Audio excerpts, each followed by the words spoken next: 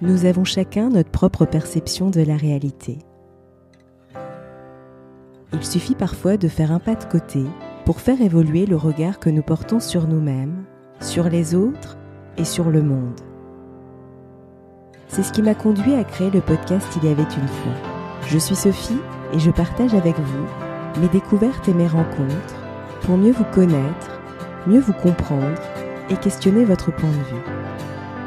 Si ces thématiques vous intéressent, je vous invite à vous abonner sur votre plateforme préférée. Et s'il existait d'autres voies d'accès à l'inconscient pour évoluer vers le plaisir d'être ? Pour en parler, j'ai le plaisir de recevoir Martine Gerco, psychologue clinicienne et psychanalyste psychothérapeute. Elle exerce son cabinet libéral à Paris, spécialisée dans les états modifiés de conscience et leur potentiel de guérison. Elle a une approche intégrative. Elle organise régulièrement des séminaires de respiration holotropique et de chamanisme. Dans son ouvrage « Une psy parle aux esprits », paru chez Mama Édition, Martine Gerco repousse les limites de la psychanalyse académique et la position traditionnelle de l'analyste. Elle nous invite à la suivre dans sa quête qui est celle de toute une vie et nous entraîne avec élégance dans un voyage initiatique aux quatre coins du monde. C'est un ouvrage qui se lit comme un roman et fait apparaître des possibilités nouvelles d'exploration existentielle et spirituelle. Bonjour Martine et merci d'avoir accepté mon invitation. Bonjour Sophie, merci pour votre invitation qui me touche beaucoup. Alors, vous débutez votre ouvrage « Une psy parle aux esprits » paru chez Mama Édition en disant que dès l'aube, je choisis de placer ma vie sous le signe de l'ouverture. Peut-on dire que vous aimez explorer au-delà des conventions et des normes ? Oui, comme disait très joliment mon éditeur, je suis une défricheuse et une déchiffreuse d'énigmes. Et la psychanalyse, c'est une archéologie de l'âme. C'est aller découvrir dans nos méandres ce que notre terre héberge et ce que l'on habite. Et je crois avoir fait mienne cette phrase de Freud. Il a écrit dans une lettre ouverte aux membres du Bnei-Brit, c'est une association juive sorte de franc-maçonnerie juive, le 6 mai 1926. Et elle m'a beaucoup, beaucoup touchée parce que j'ai pu voir beaucoup de confluence entre ce qu'il affirme et moi-même, mes origines. Parce que j'étais juive, je me suis trouvée libérée de bien des préjugés qui limitent chez les autres l'emploi de leur intelligence. En tant que juif, j'étais prêt à passer dans l'opposition et à renoncer à m'entendre avec la compacte majorité. Et je crois que ça a été un peu mon parcours, c'est-à-dire que j'ai une formation, je suis psychologue clinicienne, je suis psychanalyste, j'ai fait une analyse qui est interminable parce que je travaille toujours sur moi après. J'ai commencé à l'âge de 20 ans et j'ai un certain âge maintenant, mais c'est un travail non-stop. Et c'était important pour moi de me former aux approches intégratives autour de la psychanalyse, c'est-à-dire l'hypnose, la relaxation de type analytique, le MDR, la Gestalt. J'ai suivi beaucoup de formations en utilisant d'abord les outils sur moi en tant que patiente, et j'ai eu la chance de vivre aux États-Unis pendant plusieurs années, donc entre Paris et San Francisco. Et il y a 40 ans, j'ai eu accès à des pratiques qui n'étaient pas utilisées en France. Donc, après m'être formée aux outils psychologiques intégratifs, je suis sortie, j'ai été visiter d'autres champs de recherche parce que j'étais déjà suffisamment armaturée, suffisamment solide psychiquement pour me former à des approches beaucoup plus holistiques et intégratives. Et ce qui m'a plu dans cette aventure intérieure, c'était de pouvoir m'autoriser à sortir de ce qui était conventionnel en France pour oser. Et oser, je crois que l'audace, c'est un des maîtres mots de ce qui me caractérise. Ne pas rester dans ce qui est dominant, dans ce qui est conservateur, mais pouvoir ouvrir d'autres voies. Et c'est ça le titre de mon livre, Une psy parle aux esprits. C'est aux esprits ouverts. Je fais pas tourner les tables, je parle pas aux morts. Je m'adresse aux personnes qui sont prêtes à ouvrir leurs portes pour trouver autre chose. C'est ce que je trouve très intéressant dans votre ouvrage justement et d'ailleurs, vous alliez psychanalyse et chamanisme qui peuvent, d'emblée, sembler opposés et justement comment ces 2 approches peuvent-elles se rejoindre finalement? Alors, quand je parle du chamanisme, c'est pas le chamanisme mongol ou amazonien. D'ailleurs, j'ai fait un stage ce week-end dernier avec une chamane mongole et il est évident que sa pratique est complètement différente du psychochamanisme auquel j'ai été formée auprès de Michael Harmer, qui était un anthropologue américain et qui a su créer un corpus à partir des pratiques traditionnelles, mais un corpus qui est destiné aux Occidentaux.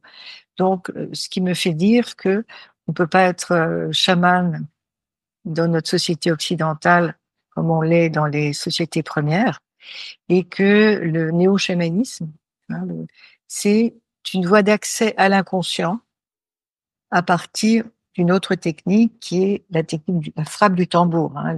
Le praticien, d'ailleurs Michael Harner et Sandra Engerman, c'est une autre grande praticienne, disent toujours que nous ne sommes pas des chamans, nous sommes des praticiens du chamanisme. On est d'abord des thérapeutes. Hein. Le chaman, au départ, c'est un guérisseur. Donc moi, je dirais que je suis une guérisseuse, une psychanalyste qui guérit, entre guillemets, parce que c'est le patient qui se guérit avec mon aide.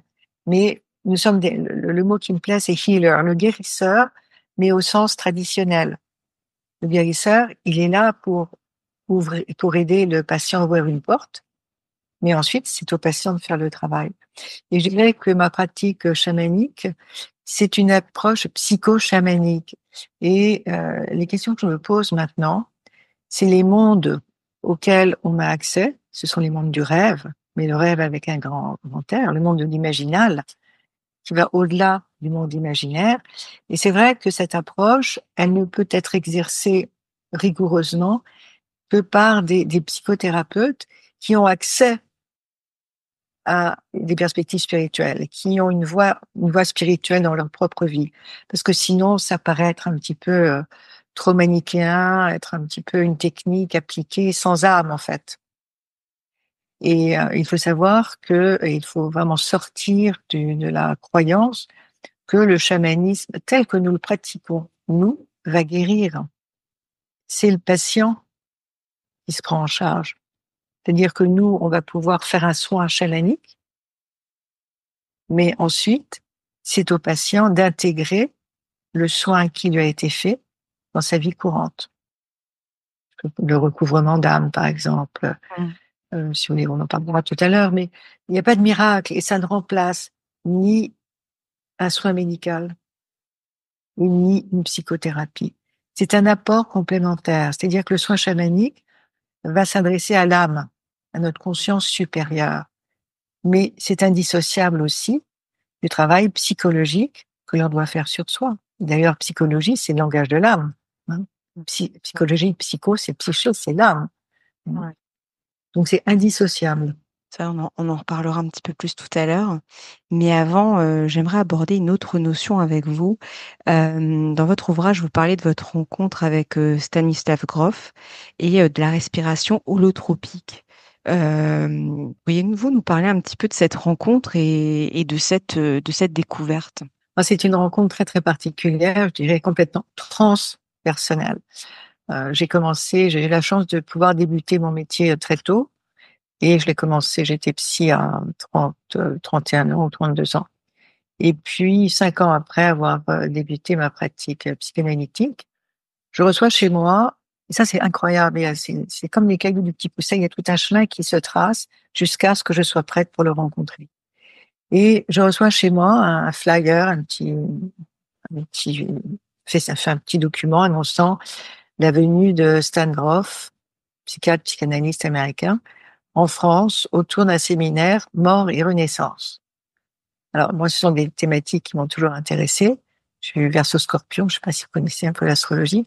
Et le Scorpion, c'est le signe de l'inconscient, c'est aussi mort et renaissance. Mmh. Comment on renaît de ses cendres et puis faire une analyse ou une psychothérapie, c'est renaître de ses cendres. Hein, c'est l'envol du phénix. Et j'étais très, très, très, très attirée par ce stage. Mais je m'estimais pas encore suffisamment construite en moi-même, dans ma pratique, pour me former à cette approche qui me paraissait absolument extraordinaire. Donc la respiration holotropique. Et puis quelques années ont passé et je suis allée souvent à Esalen, en Californie, me former à la bioénergie. Esalen, c'est un centre de développement du potentiel humain qui se trouve sur le Pacifique. Et c'est à Big Sur. Et c'est de là qu'ont essaimé, que se sont créées la plupart des thérapies humanistes. Et quand j'allais là-bas, chaque fois et Groff exerçait là-bas. Il animait des stages. Et puis, chaque fois que je voulais aller le voir, c'était toujours plein. Alors, je parle 5 années plus tard. Et puis, donc, je me dis, Martine, lorsque ça sera le moment, ça va se présenter à toi. Et effectivement, je crois qu'on peut pas accélérer le processus, même si parfois on est très impétueux et très impatient. Je connais bien la patience, je suis quelqu'un de très impatient. Et puis, quelques années donc se sont passées et ça devait être, là, je vais avoir 39 ans. Et là, sur un plan symbolique, c'est intéressant. Donc, c'était en 1900, non, 1989. Et je faisais partie d'une équipe de recherche autour des expériences de mort imminente dans une association qui s'appelait IANDS, IANDS, qui veut dire en anglais International Association for Near Death States, association internationale autour des expériences de mort imminente. À l'époque, personne n'en parlait. Je parle il y a presque 30 ans. Personne n'en parlait. Non, il y a plus que 30 ans, il y a 35 ans. Et même les psychiatres étaient complètement hostiles à cela. Et en fait, vous savez ce que c'est l'EMI, l'expérience de mort imminente? Bien Hein? sûr, ouais.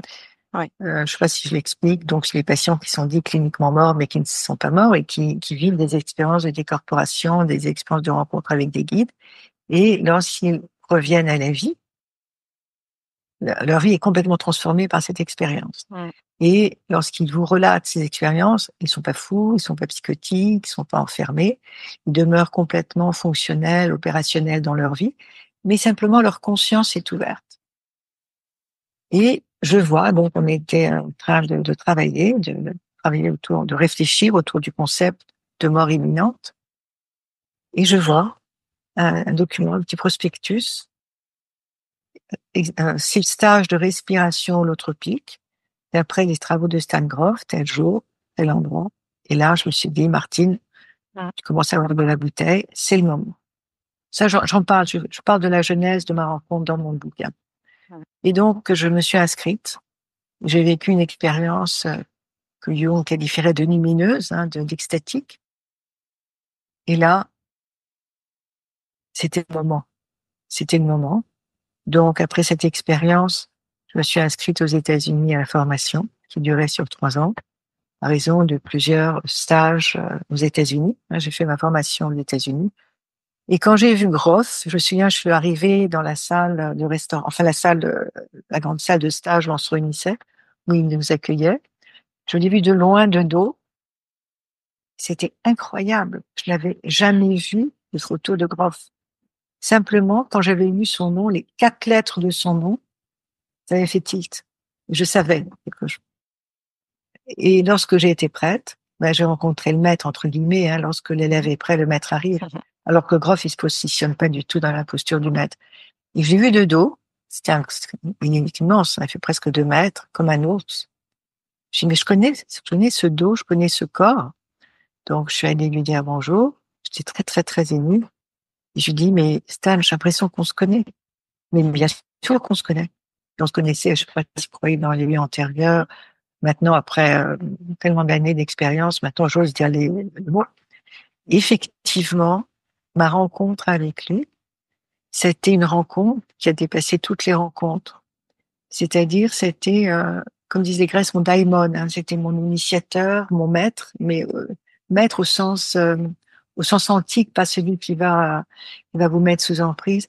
Et j'ai pu, auprès de lui, vérifier tellement de choses. Et puis, ça m'a permis, donc la respiration holotropique, m'a permis aussi d'aller beaucoup plus loin en moi-même, puisque la respiration holotropique travaille avec la dimension du souffle, un souffle hyper accéléré, hyper ventilé, accompagné de musique.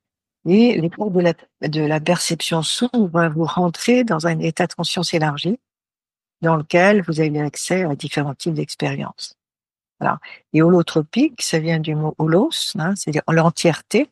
Et tropique, c'est trépéine en grec, se déplacer vers. Donc, vous, dans cet état d'ouverture, vous allez rencontrer des expériences psychodynamiques, mais qui ont été oubliées parce que trop douloureuses, mais surtout des expériences périnatales, des expériences qui sont rattachées à la naissance, puisque la naissance et la gestation, ce sont des moments constitutifs de l'histoire de l'individu. C'est-à-dire que le bébé ne n'est pas table rase, il n'est pas vierge d'expérience, mais il s'est passé plein de choses en lui pendant cette période. Hein. Il y a un continuum, il y a une communication très très étroite de l'inconscient de la mère à l'inconscient du bébé. Et pendant une expérience holotropique, le patient va revivre des choses auxquelles il n'avait jamais eu accès, mais qui étaient engrammées à l'intérieur de lui. Donc le corps se souvient, le corps a une mémoire, la mémoire cellulaire. Et on réalise dans le travail holotropique qu'on est beaucoup plus que notre corps. On est un corps, on est des êtres multidimensionnels. Mais il importe d'être vigilant, de ne pas pratiquer seul, de pratiquer avec des psychothérapeutes expérimentés, formés lourdement, je dirais lourdement formés, hein, parce que la formation elle est longue, connaître la psychopathologie. Et puis il y a des contre-indications.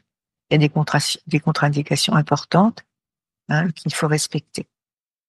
Donc Grof, c'est une figure qui est majeure dans la psychologie du XXe et XXIe siècle, parce que c'était le créateur des thérapies psychédéliques, thérapies sous LSD.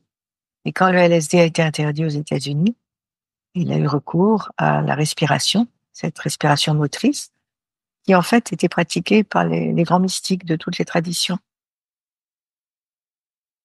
C'est bien chez les Juifs que chez les chrétiens, Sainte Thérèse d'Avila, Saint Ignace de Loyola, chez les soufis aussi, dans toutes les grandes traditions, chez les hindouistes aussi. Donc en fait, il n'y a qu'une seule tradition, il n'y a pas plusieurs traditions. Il y a une seule tradition unique et primordiale. D'ailleurs, à ce propos, vous transmettez justement cette pratique à travers des stages, me semble-t-il. Oui, alors j'anime des stages. Le prochain a lieu au mois de décembre. J'anime régulièrement des stages, mais je ne prends dans mes stages que des participants avec lesquels, ce ne sont pas mes patients avec lesquels j'ai des entretiens au téléphone ou par Zoom, et des gens qui ont fait un travail sur eux-mêmes. Je ne prends pas des gens qui viennent par curiosité. Non, il faut vraiment avoir une attention puissante et être suffisamment outillé psychiquement. Et quand je vois qu'il y a des groupes de respiration qui se font, enfin, il y a des choses qui sont tellement scabreuses qui se font et qui sont des groupes ou il y a des stages hein, une heure et demie qui se font. Donc les gens vont s'hyperventiler pendant une heure et demie, puis après ils s'en vont. Enfin, il faut être très très vigilant et le cadre est très très très important.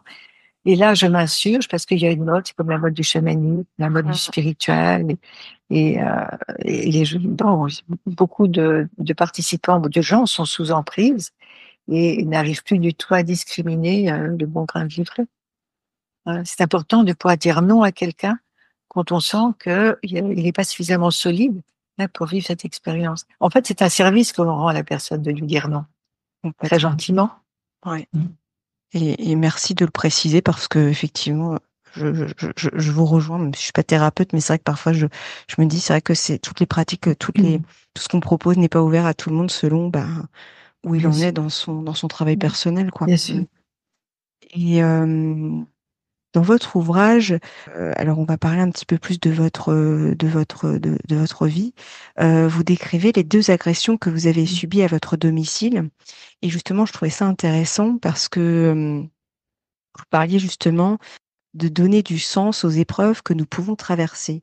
Et justement, en quoi est-ce important de donner du sens aux épreuves que nous pouvons traverser? Je crois que si on ne donne pas du sens à l'épreuve, on va devenir victime de l'épreuve et on ne pourra pas s'en sortir. Donc moi j'ai pris ces épreuves comme des sonneries d'alarme. J'ai une pratique qui me passionne et ces 2 épreuves ont permis de réfléchir au temps que je ne me donnais pas. Par exemple, la 1re agression, dont je parle, que j'évoque dans mon livre, j'étais agressée par 3 gangsters qui ont fait éruption dans mon cabinet avec qui avaient des armes à feu. Et bon, je vais pas vous raconter l'histoire là, mais je m'en suis sortie. Et les 3 gangsters ont passé du temps en prison. Il y a eu un procès au pénal. Et j'ai subi un choc post-traumatique. Enfin, sur le moment, c'était un choc traumatique. L'un de mes copains psychiatres m'a dit: «Mais écoute, je vais venir te voir». C'était le soir de l'agression. Et je vais te prescrire des anxiolytiques et des antidépresseurs. Je lui dis: «Pierre, tu connais ma pratique, tu connais mon intérêt pour le chamanisme. Je vais prendre mon tambour et je vais demander comment je peux me guérir». Et ça, c'est extraordinaire. C'est ça la pratique chamanique que je pour l'occidental. Alors, on peut se poser la question: qui donne les réponses? Donc j'ai invoqué l'univers, j'ai invoqué les forces spirituelles. Mmh. Et j'ai posé cette question: comment puis-je me guérir? Et j'ai entendu pain. Je vivais à l'époque avec un anglais, pain, paint et pain en français. Et j'habitais dans le 6e, rue Notre-Dame-des-Champs, oui, rue Notre-Dame-des-Champs, à côté de la rue de la Grande-Chaumière. Je me suis dit: «C'est le moment de mettre en œuvre la réponse». Alors que j'avais jamais tenu un pinceau, je savais pas dessiner, je sais toujours pas dessiner. Et je suis allée acheter du matériel.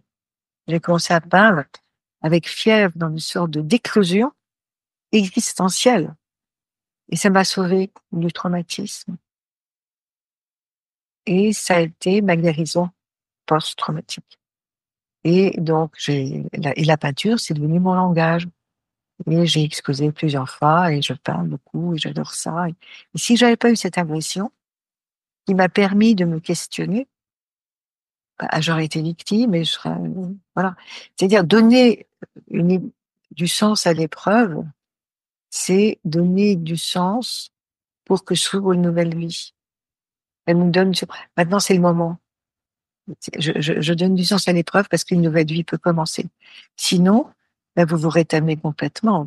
Je veux dire, être agressé par 3 hommes, dont un, du mec exprès parce que c'est vraiment trivial, hein, a pointé son revolver contre ma tempe.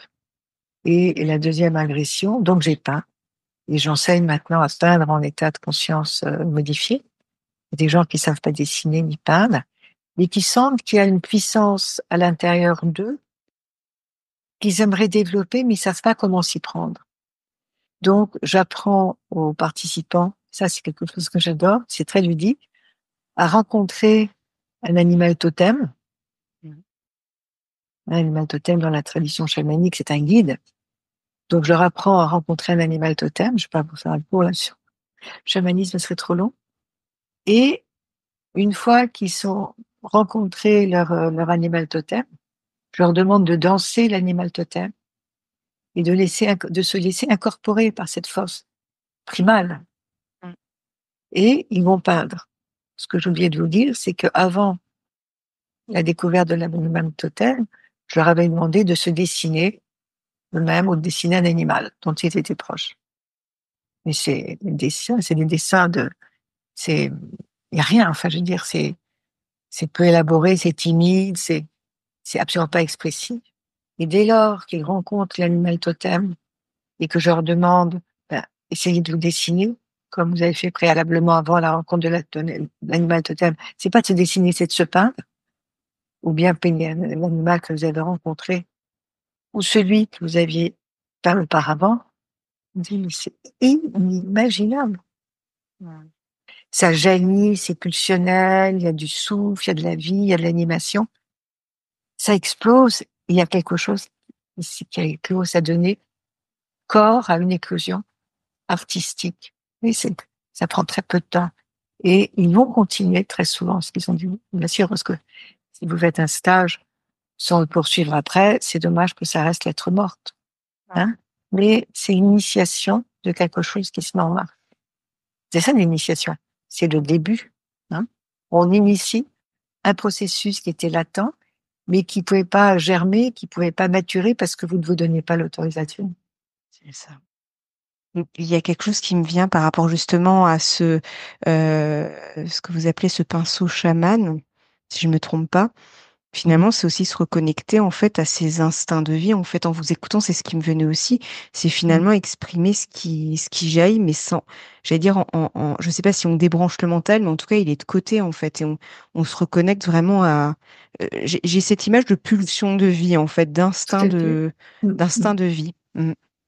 Absolument, puisque lorsque je peins ou lorsque les participants peignent, mais ça va très, très vite. La main va très, très vite. Et c'est votre instinct, c'est votre force spirituelle, votre force créatrice. Hein, c'est l'élan créateur qui s'exprime. Quand on crée pas en réfléchissant. Le peintre, l'artiste, il va pas réfléchir en disant tiens qu'est-ce que je vais peindre. Non, c'est quelque chose qui sort. Hein, c'est instantané. Alors je parle pas des constructivistes, des peintres constructivistes, mais la source, elle jaillit hein, de quelque chose qu'on ne connaît pas, qu'on ne connaît pas cognitivement.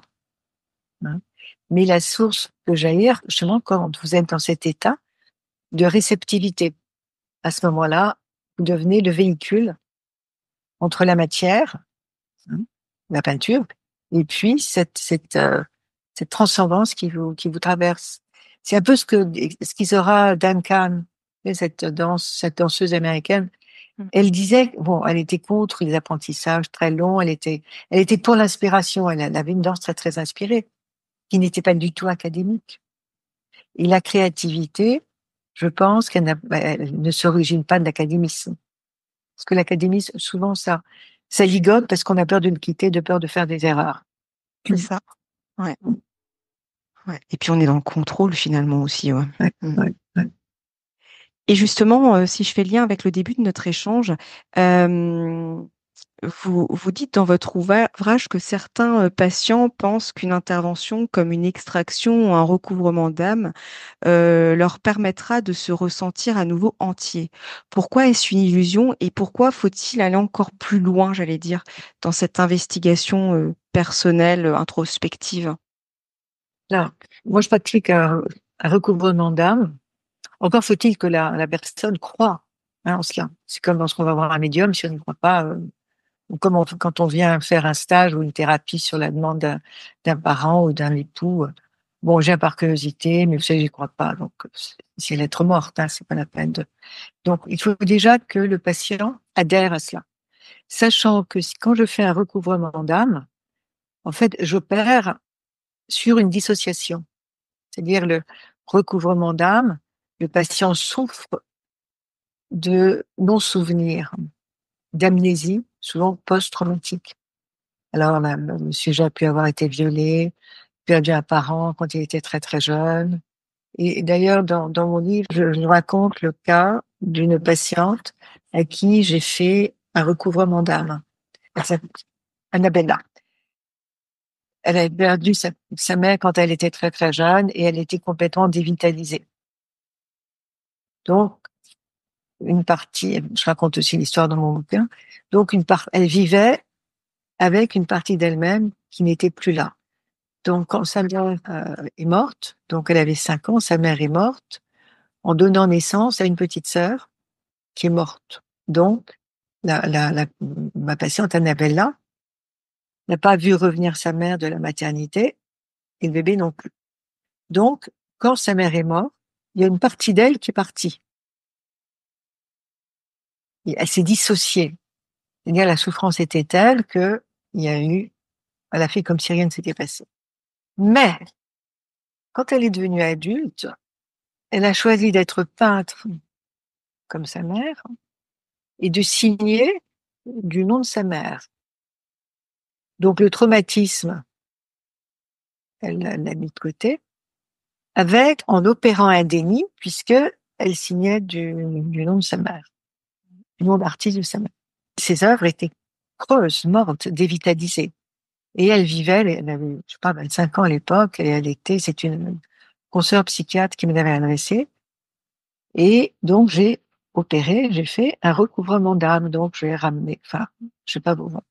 Donc, j'ai été chercher cette petite fille qui s'était absentée, qui était partie au loin, et je la lui ai réintégrée. Donc, c'était en groupe, c'était pendant une séance de respiration holotropique durant un stage, et j'ai opéré un recouvrement d'âme. Et le stage s'est terminé, elle allait très bien. Quelque temps après, j'appelle sa psychiatre et je lui demande: «Est-ce que vous avez eu des nouvelles d'Annabella?» Elle dit: «Non, non, après le stage, je ne l'ai plus revue». J'étais très intriguée quand même. Plusieurs années ont passé. Et il y a 4 ou 5 ans, donc une quinzaine d'années après, donc il y a 4-5 ans, quelqu'un m'appelle, une voix féminine: «Bonjour, Martine Lerco», et cetera. Je dis: «Oui, oui, qui êtes-vous?» «Je suis Annabella, vous vous souvenez? Le stage de respiration holotropique, le recouvrement d'âme?» Elle me dit: «Mais ça m'a sauvé la vie. Je voulais vous dire que je suis maintenant kinésiologue, je suis mariée, j'ai un enfant». Donc elle n'avait pas de vie amoureuse, pas de vie sexuelle. Elle était, voilà, elle était dévitalisée. Mais elle a fait un travail après. Si vous faites un recouvrement d'âme sur quelqu'un et qui s'en remet passivement sans faire ensuite un travail d'intégration et travailler sur le traumatisme, ça sert à rien. Ça ne sert à rien. Et hier, quand j'ai fait ce stage avec la chamane mongole, elle le disait aussi. Si moi, je vais vous donner des informations, euh, parfois qui sont des conseils de vie qui sont délivrés par son esprit. Mais si vous ne suivez pas ce que je vous dis et si ça ne fait pas sens pour vous, c'est pas la peine. Vous gardez votre libre arbitre. Mmh. Donc, le travail, ce que j'ai rapporté à Annabella, cette partie manquante, cette dissociation, hein, sur laquelle j'ai opéré, pour qu'elle se retrouve dans son entièreté, si elle ne travaille pas à cela, ça sert à rien. Mmh. Il n'y a pas de magie. Je veux dire que, en fait, le travail que je propose à mes patients, c'est de les aider à être leur propre chaman, entre guillemets, c'est-à-dire à être leur propre thérapeute, leur propre guérisseur, et à ne plus être sous l'emprise des tiers. C'est ça, c'est trouver sa liberté intérieure. En fait, finalement, vous venez en soutien. Vous êtes à côté en accompagnement pour guider la personne, mais effectivement, la personne reste actrice, j'allais dire, dans le processus, thérapeutique, ouais. Mhm. Et ça, je m'en suis rendu compte, si vous voulez, pour moi, c'était très criant lors de ma deuxième agression, puisque la suite de cette agression, bon, j'étais menacée d'un poignard, j'étais obligée de me jeter par la fenêtre pour échapper au poignard, enfin bref, toute une histoire. Et quand je suis tombée, ben, je me suis brisé différentes parties de mon corps, hein. Euh, et j'ai été opérée plusieurs fois et les chirurgiens m'ont dit: «Martine, il faudra beaucoup de courage pour que vous puissiez retrouver votre mobilité». Bon, alors je suis pleine de métal, mais personne ne peut voir que j'étais polyhandicapée après mes opérations. Mais cette appétence de la vie, ces ressources, hein, que je suis allée puiser en moi, ont fait que, bon, elles ont allumé et alimenté ma résilience. Et puis, ben, j'ai puisé ce qui me restait de désir de vie, pas de désir parce que je désirais vivre, mais d'instinct de vie, hein. Et on est souvent, on vit des moments de découragement. Et la guérison, elle ne surgit pas comme ça. Mais ça m'a donné ça m'a permis ce temps à nouveau, de me donner du temps et de me découvrir autre aussi, parce que je pensais que j'étais pas vulnérable, ben, j'étais vulnérable, j'étais sacrément vulnérable, hein. Mais ça a rallumé quelque chose de moi que je ne connaissais pas. Le fait que souvent on a hâte de guérir. Les gens me demandent: «Mais combien de temps ça va durer ma psychothérapie? Et combien de séances de respiration holotropique il faudra?» Mais j'en sais rien.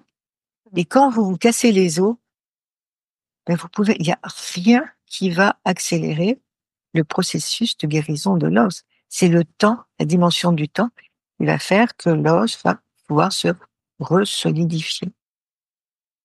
Et j'ai appris la patience. Donc, je crois que ce qui nous arrive nous permet aussi de travailler sur nos propres lacunes, la patience.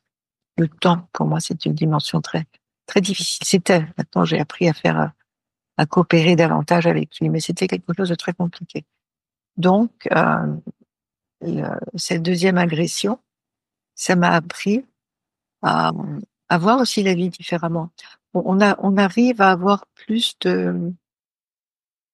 d'acceptation, hein, de notre vulnérabilité, d'acceptation de notre fragilité, et puis quoi faire de ce temps pour que ça soit un temps fructueux,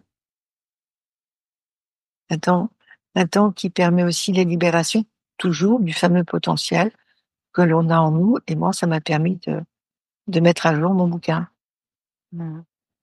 de l'écrire, de le mettre en forme, hein, puisque mon agression a eu lieu en 2016 et le bouquin est sorti en 2019. Donc, ça libère du potentiel. D'ailleurs, dans le mot maladie, euh, si on fait l'anagramme, Mmh.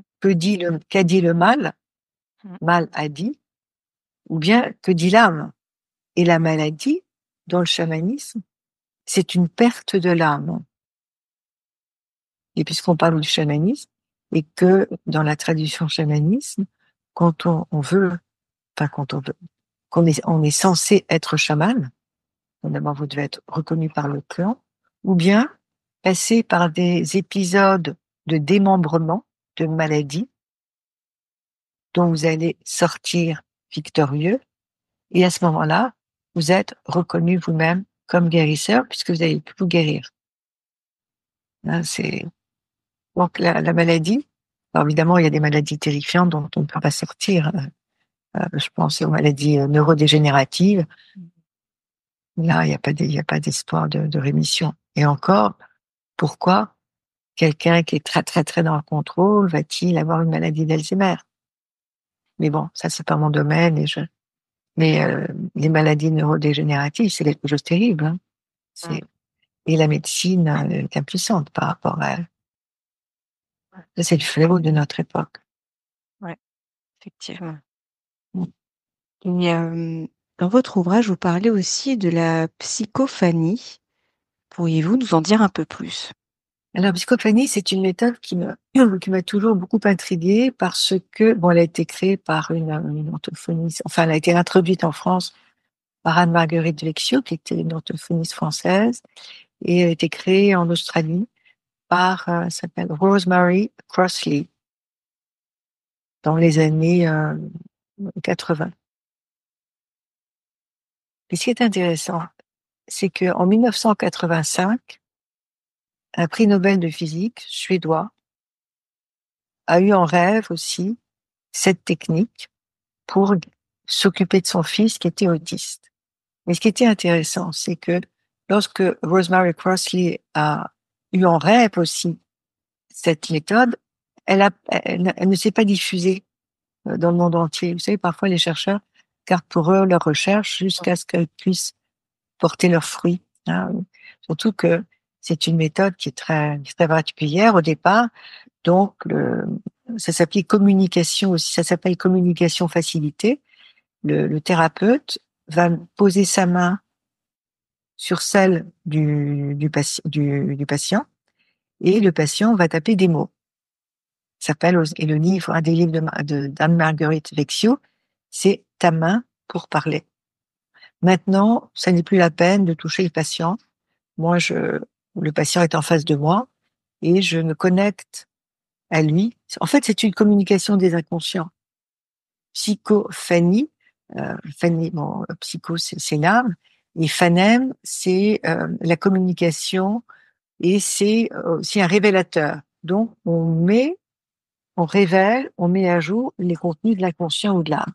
Moi, je dirais que c'est une approche d'inconscient à inconscient.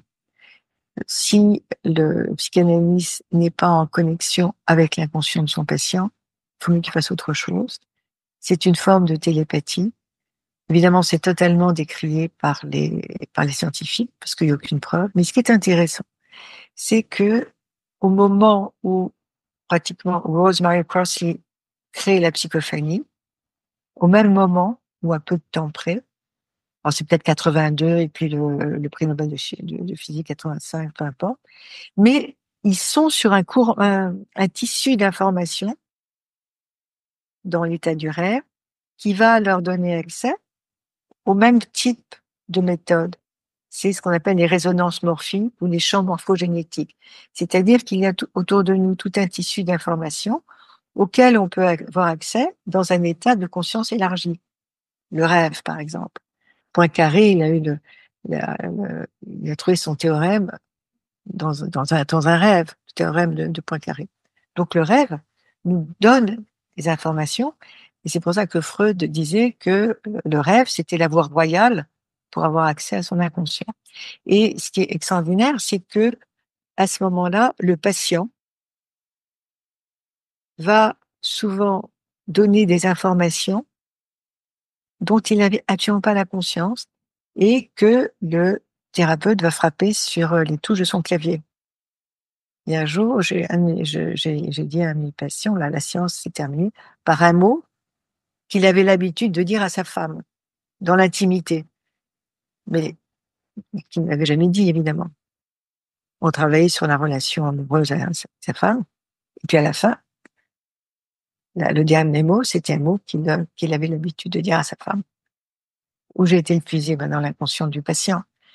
Et il y a un livre comment j'ai rencontré, alors, comment j'ai été captivée par cette approche, c'était en lisant un livre d'Anaël Shimoni, qui est une petite autiste, juive séfarade, et qui s'appelait, je crois, le livre, c'est le livre d'Anaël. Et je me souviens, chez Virgin, Megastore, j'attendais un ami et j'étais au rayon développement personnel et ésotérisme. Et le livre était préfacé par le grand rabbin de France, Joseph Citruc. Je me dis, bon, alors le thème m'interpelle. Et puis, bon, si le livre est préfacé par Joseph Citruc, qui n'était pas un allumé, j'ai acheté le bouquin. Et là, j'étais fascinée. Parce que cette petite fille qui n'avait jamais parlé, quand ses parents ont entendu vent de cette approche, ont été voir différents thérapeutes. Et en fonction des thérapeutes, la petite fille divulguait des informations différentes. Parce que il y a une connexion du patient avec l'inconscient du thérapeute. Donc, ce qui s'écrit, c'est aussi la langue du thérapeute. Son vocabulaire, sa syntaxe. Donc, c'est très intéressant. Donc, le matériel est donné par le patient à travers le langage que véhicule le thérapeute. Moi, j'adore écrire, j'ai une facilité pour l'écriture. Donc, c'est vrai que les textes qui se délivrent quand je fais une psychophanie sont toujours très bien écrits, mais avec plein d'expressions du père, de la grand-mère qui arrivent. Hein. Donc, c'est ça qui est intéressant. Mais en aucun cas, je ne vais influencer cognitivement le matériel du patient. Je suis à la disposition du patient et ça passe à travers ma psyché, mais à travers ce que je suis aussi. Mon père a une maladie neurodégénérative et il ne pouvait plus s'exprimer. Et donc, j'ai fait appel à une psychophoniste qui ne le connaissait pas, qui est venue chez moi. Mon père, j'avais été le chercher, il est venu chez moi et la psychophoniste s'est déplacée. Elle ne connaissait rien de mon père. Et à la fin de la séance, elle m'a dit, ton papa m'a beaucoup touchée parce qu'il m'a parlé de la Seconde Guerre mondiale, de sa souffrance, de la Shoah. Elle ne connaissait pas l'histoire de mon père.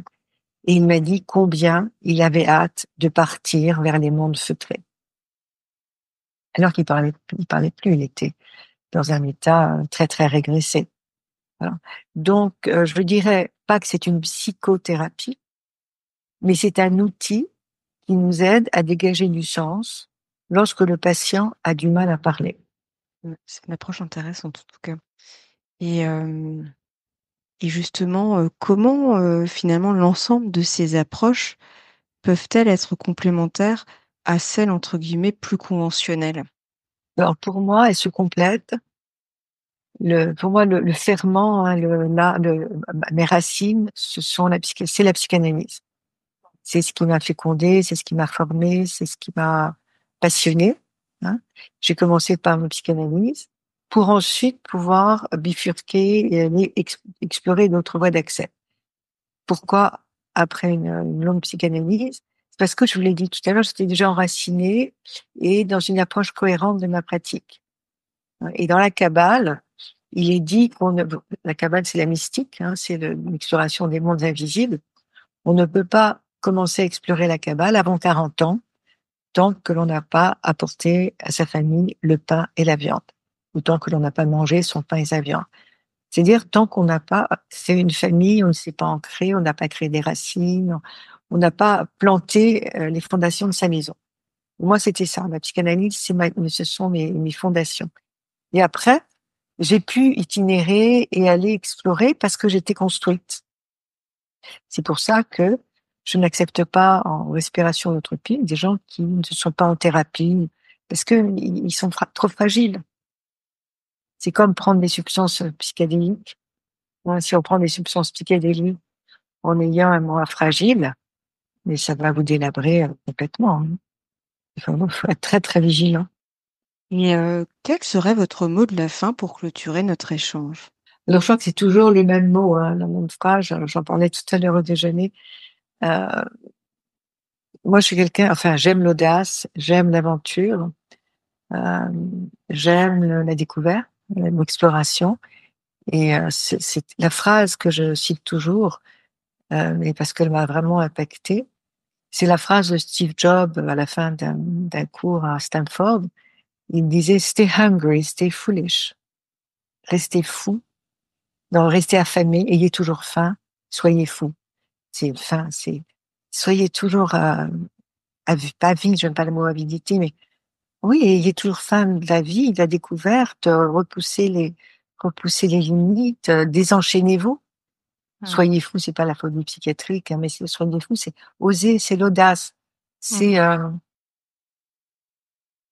et puis c'est croyant en vous, c'est croire en vous, c'est croire en vous.